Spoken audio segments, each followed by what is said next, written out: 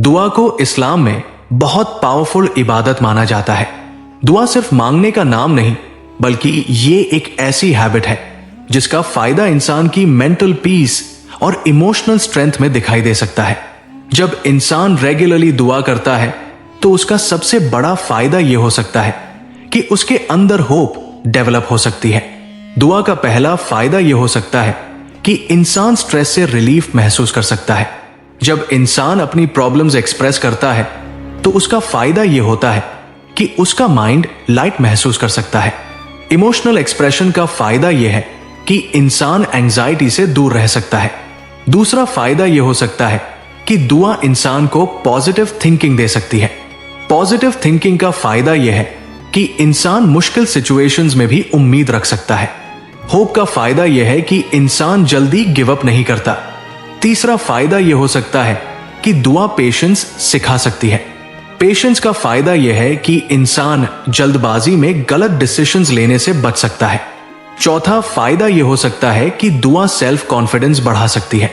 जब इंसान बिलीव करता है कि उसकी बात सुनी जा रही है तो उसका फायदा यह हो सकता है कि उसका कॉन्फिडेंस इंप्रूव हो सकता है। पांचवा फायदा यह हो सकता है कि दुआ ग्रैटिट्यूड हैबिट डेवलप कर सकती है। ग्रैटिट्यूड का फायदा यह है कि इंसान अपनी ब्लेसिंग्स को अप्रिशिएट कर सकता है। छठा फायदा यह हो सकता है कि दुआ इंसान को नेगेटिव हैबिट से दूर कर सकती है। सेल्फ कंट्रोल का फायदा यह है कि इंसान बेटर लाइफस्टाइल बना सकता है। सातवां फायदा यह हो सकता है कि दुआ इंसान को इनर सुकून दे सकती है। सुकून का फायदा यह है कि इंसान मेंटली स्टेबल रह सकता है। आठवां फायदा यह हो सकता है कि दुआ इंसान को सेल्फ रिफ्लेक्शन का मौका दे सकती है। सेल्फ रिफ्लेक्शन का फायदा यह है कि इंसान अपने एक्शंस को इंप्रूव कर सकता है।